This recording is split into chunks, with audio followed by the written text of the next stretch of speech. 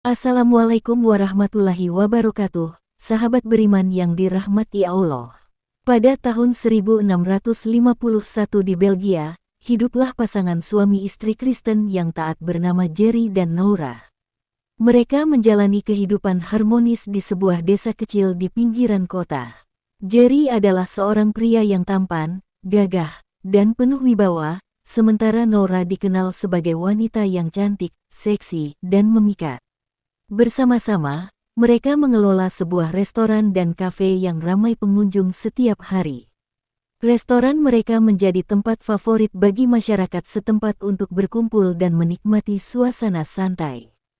Selain mengelola kafe, Noura memiliki hobi senam kebugaran yang ia lakukan setiap pagi.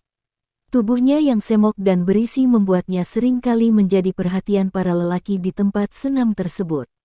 Namun, Noura selalu menanggapi perhatian itu dengan santai dan menjaga kesetiaannya kepada Jerry. Keduanya menjalani 2 tahun pernikahan tanpa anak, tetapi hal itu tidak mengurangi keintiman dan kebahagiaan mereka sebagai pasangan.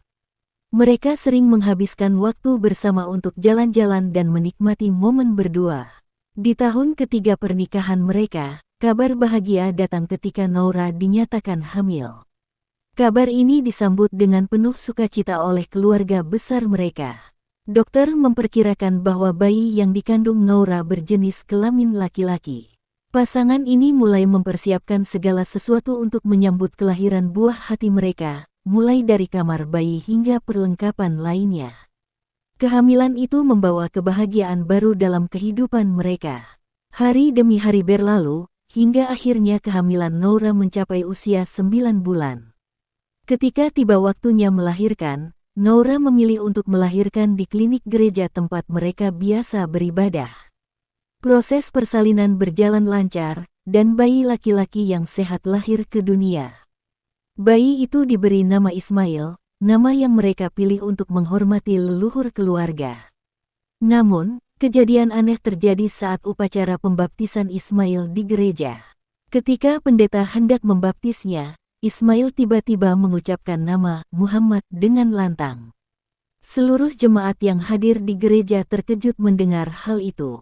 Suara bayi yang baru lahir itu begitu jelas dan meyakinkan. Kejadian tersebut memunculkan tanda tanya besar di hati para jemaat, hingga beberapa dari mereka mulai mempelajari Islam dan akhirnya memeluk agama tersebut. Ismail kecil tumbuh menjadi anak yang sangat tertarik dengan Islam. Ia mulai mempelajari Al-Quran dan memperdalam ajaran agama sejak usia dini. Pada usia 12 tahun, Ismail telah hafal Al-Quran dengan sempurna. Kepandaiannya menarik perhatian banyak orang, dan ia mulai membimbing orang-orang di lingkungannya untuk mengenal Islam lebih dekat. Beranjak remaja, Ismail menjadi seorang dai muda yang berpengaruh.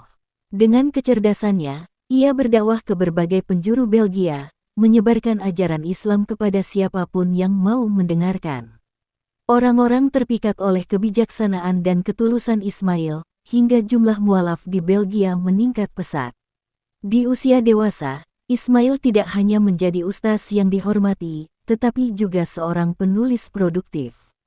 Ia menciptakan banyak buku tentang keindahan Islam yang diterjemahkan ke berbagai bahasa.